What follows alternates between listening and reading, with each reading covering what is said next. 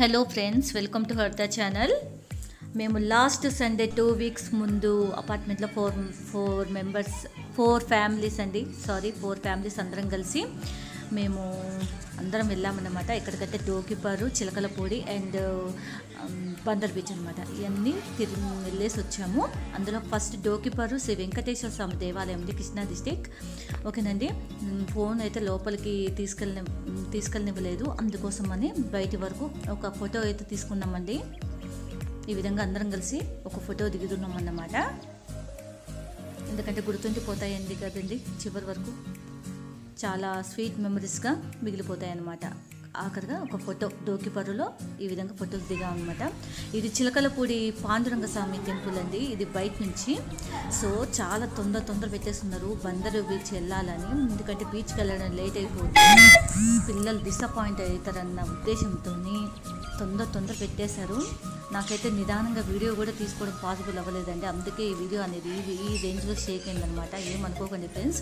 ఇది చిలకలపూడి పాండురంగ స్వామి టెంపుల్ అండి. ఇది ఇక్కడ గుడి చుట్టూ ఒకసారి చూపించాను, అంత క్లియర్గా అయితే ఏం ఉండదులేండి. సో నాకు తోచినట్టుగా నేను తీసాను అనమాట.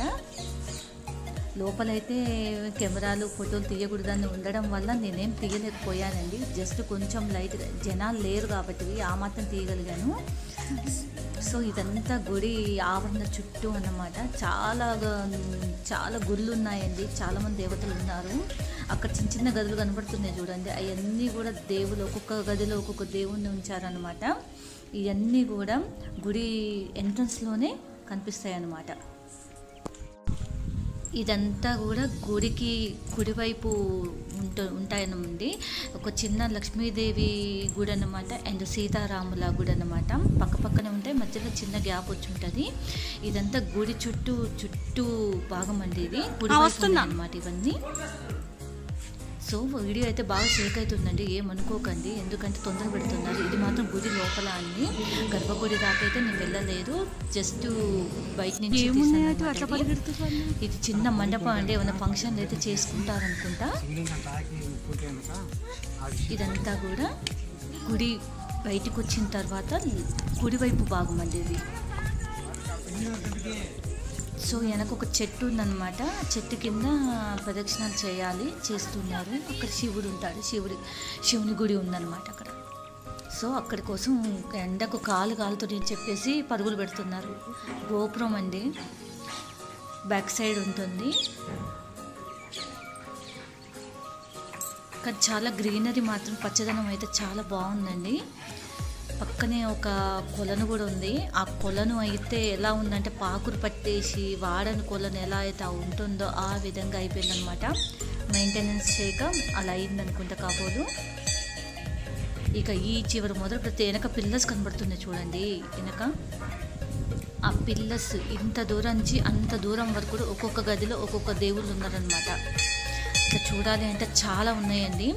ఈ చెట్టు కింద ఒక చిన్న శివాలయం టెంపుల్ ఉందన్నమాట. చిన్న గుడి కట్టారు చూడండి, దాని చుట్టూ ప్రదర్శనలు చేస్తున్నారు అందరూ, వచ్చిన వాళ్ళందరూ. సో నేనైతే చేయలేదు అనుకోండి, తీస్తున్నాను. ఎందుకంటే తర్వాత నాకు తీసే టైం కూడా ఉండదు. ఎందుకంటే బందర్ బీచ్ వెళ్ళాలని తొందరలో ఉన్నారనమాట అందరూ. అప్పటికి చాలా లేట్ అయిపోయింది. మధ్యాహ్నం ఎండ మాత్రం సూపర్గా అదిరిపోతుందండి.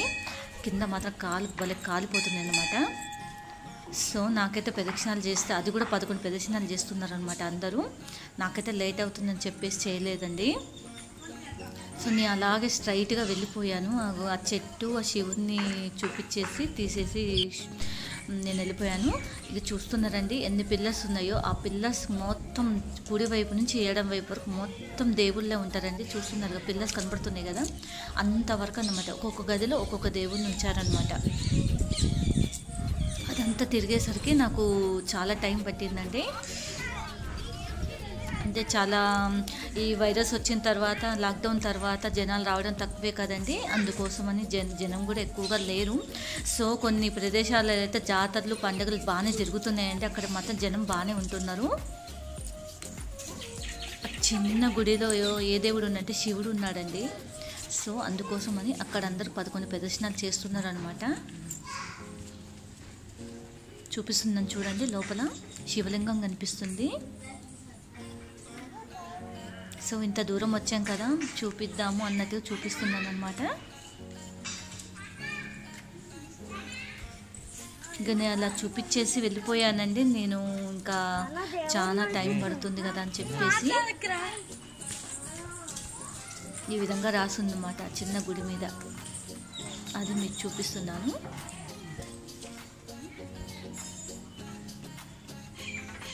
అక్కడ పక్కన చంద్ర గారు చెయ్యి నువ్వు కూడా ప్రదర్శనలు చెయ్యి అంటున్నారు అనమాట. లేదు నాకు టైం లేదు, తీయాలని చెప్పేసి వెళ్ళిపోతున్నాను. అప్పటికే పరుగులు పెట్టిస్తున్నారండి, పద పద పద అని చెప్పేసి. ఇది గుడి బ్యాక్ సైడ్ అండి.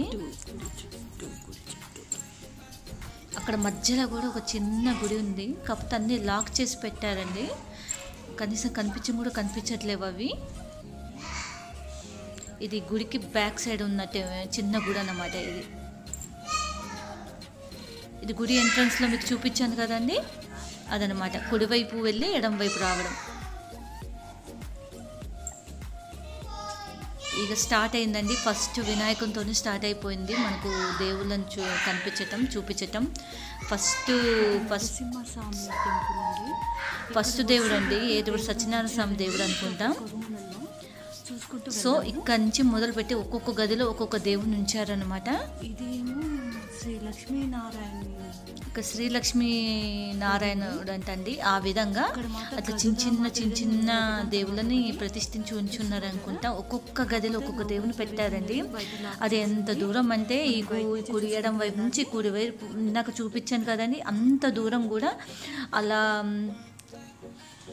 దేవుళ్ళని ఒక్కొక్క గదులలో ఉన్నాయన్నమాట. అంత దూరం అన్నమాట. ఇదేమో శ్రీ రాధాకృష్ణుల రూమ్ అన్నమాట.